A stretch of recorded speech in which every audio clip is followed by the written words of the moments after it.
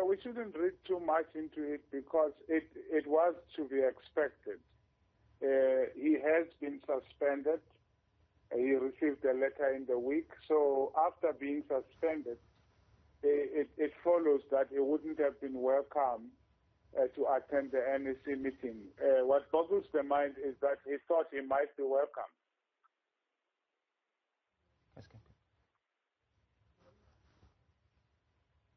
I've got this sound in my ear. There's like... Can you hear me? Professor, are you there? Can you hear me? Yes, I can hear you, but could you hear me? I can hear you now, Professor.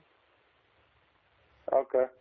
As I was saying, Professor, the expulsion of ANC Secretary General from that meeting yesterday, what do we read into that? Yeah, I'm saying that we shouldn't read too much into it because there is a sense in which it was to be expected that someone who was given a suspension letter in the week will not be welcome in an NEC meeting.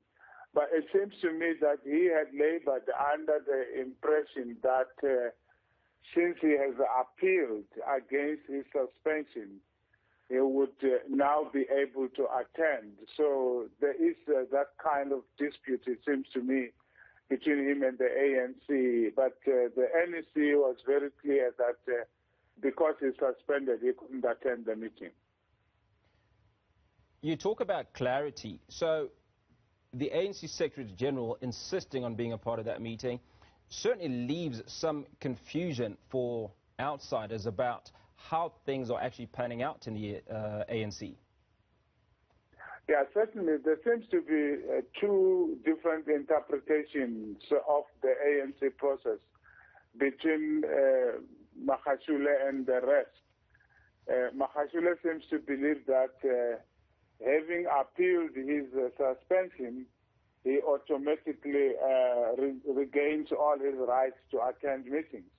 And there are those who feel that even though he has appealed, he should stay outside of the formal activities of the organization. Now, what do you feel as an observer and as an analyst, potentially representing hundreds of thousands of ANC supporters and also just South Africans in general?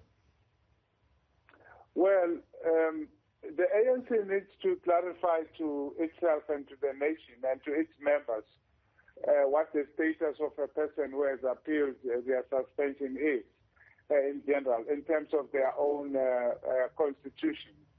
Because if by virtue of having appealed, and even before that appeal is heard, a person is able to regain their rights, then suspensions are ineffectual.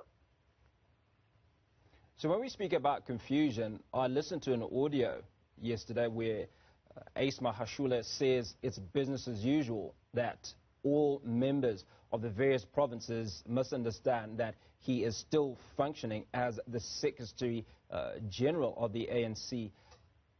Doesn't that just continue to muddy the waters? Well, it's part of his defiance. He has never said that he would step aside. And when he didn't step aside, he had to be suspended. So it's a continuing, consistent narrative from him, defying this step-aside decision. And he has done several different things to scuttle that decision, including that letter that he wrote, which expands, if you like, the frame and the remit of who should be stepping aside. So it's part of the same tactic. It's defying the NEC, is defying the suspension. He is refusing to accept that the step-aside resolution is a valid one, effectively. So there is nothing inconsistent about what Mantashe has been doing. And he continues to say that he is still the General Secretary, or the Secretary General, as he prefers to call himself. So for the average observer, it is clear that there are two factions within the ANC at the very least. those in support of President Cyril Ramaphosa and those in support of the ANC Secretary General. Now, that letter that the Secretary General wrote to the President of the ANC, do you get a feeling that that the battle lines are drawn, so to speak? Which letter? Are you talking about the letter in which of he attempted, suspension? in which he attempted to suspend the ANC president? Well, it's actually quite extraordinary if you think about it. So a person receives a letter that tells him you are suspended. They appeal against the suspension, but essentially they present the appeal to themselves, and then they uphold the appeal by themselves, and then proceed to suspend someone else. It's quite extraordinary because, this was a single individual receiving a suspension letter, appealing against it, sending a letter to themselves effectively, and proceeding. So it's almost becoming farcical, this whole thing in the ANC. And one hopes that the ANC is able to get back its grip on reality, because in the meantime, South Africa and South Africans are facing very, very serious problems. And a time may come when all these shenanigans and farces in the ANC may become irrelevant to the lives of South Africans. Well, there have been questions about where the balance of power rests. Do you feel that after these proceedings there's been a massive shift in the balance of power within the ANC, certainly within the factions? It would seem so at the moment, but my sense is that the whole step-aside resolution and related is ultimately about the ANC as a whole and not merely about individuals. It just happens that the Secretary General is a very important individual in the ANC, so we can't treat him as if he was an ordinary member. But as more and more revelations are coming at the Zondo and elsewhere, it seems to me that while there were very corrupt individuals, and they continue to be, there's a level at which the ANC itself as an organization was implicated, has been implicated in corruption. So the step aside might not be the most appropriate tool to deal with all the problems of corruption within and by the ANC. So yesterday reportedly was heated. What are your thoughts about what today holds in store for us? Just say that again. I said yesterday was definitely heated following the expulsion, certainly, of the ANC Secretary General. What are your thoughts on what we can expect from day 2 of this NEC meeting? Well, it's difficult to tell what goes on inside the meeting, but I think the question of the status of a person who has appealed will have to be discussed, and some decision will have to be taken regarding the status of the Secretary General in particular, outside of the generalities of what is the status of an appeal that is still in process. So I expect that there will be more discussion about that, and that when we finally get a presser, we will be made wiser as to what that situation presents. The leadership of ANC President Cyril Ramaphosa has often been described as being soft. Do you think that this is him taking a stand and saying that it is now time to show how firm that he can be?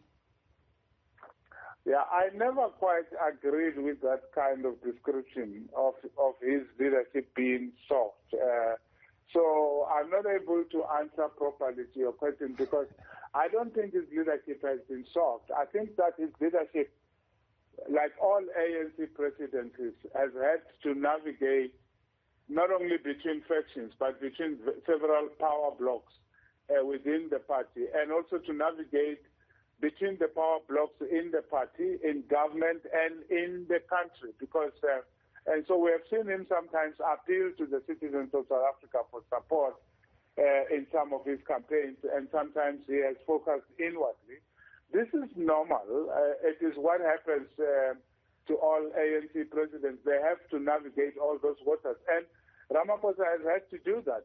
I don't think it has ever been a question of him being weak or winning or losing. And I think we really rob ourselves when we fail to look at the ANC and what goes on in the ANC in terms of the whole organization and its place as a ruling party vis-a-vis government, and focus rather narrowly all the time on the little contest between Ramaphosa and Mantashe, between Zuma and Ramaphosa, between, I don't know that is the best way of understanding what's going on in the ANC.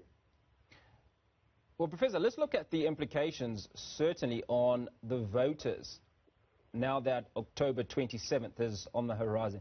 Do you get a sense that the shenanigans that are going on currently will impact the ANC when it comes to the polls in a few months? It could. It could, and maybe I should add it should. And it could work in several different ways. You remember that the president in the last election chose to apologize on behalf of the ANC to the nation, which was quite extraordinary for a party during an election campaign to include an apology as part of its electioneering, as it were.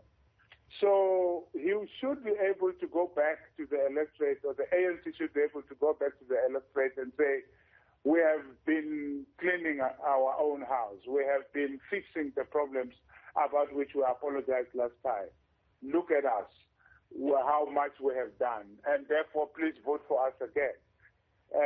That's one possible approach. But the other is that they could go back to the electorate, and the electorate might say, but you are too divided. We don't know which ANC to vote for because there are too many ANCs.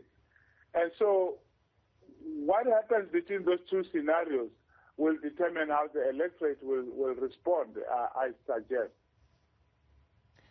Professor, thank you very much for your time on this Sunday morning. Political analyst Professor Tiyiko Maluleke giving us his analysis on how things stand following all that's happening in the ANC at the moment.